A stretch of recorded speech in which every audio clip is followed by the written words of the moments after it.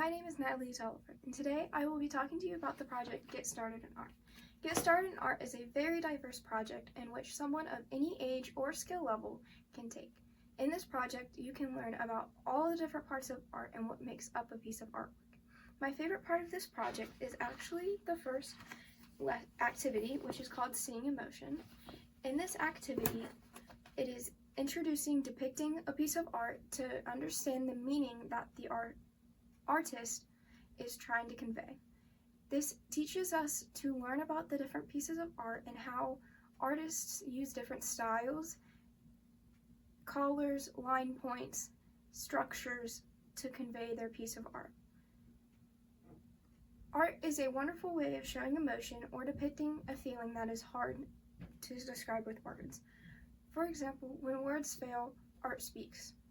I love this about art, and it helps show others what's going on in someone's mind more easily possibly than words do. In this project, you have a humongous amount of freedom in what you can do with it. You can interpret things different ways. There's not one way to do it. With other projects, you have to do it a certain way, but in this project, you have the freedom to do almost anything. The possibilities are endless, which I love about it. Please let your creativity flow through these activities.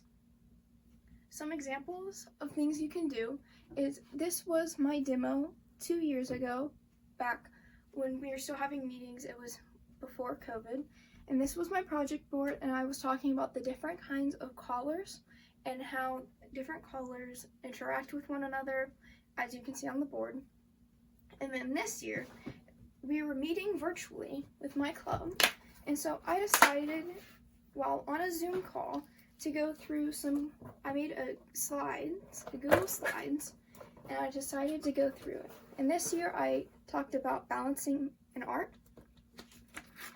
And I go through and I described and gave the definition for symmetrical and asymmetrical balances.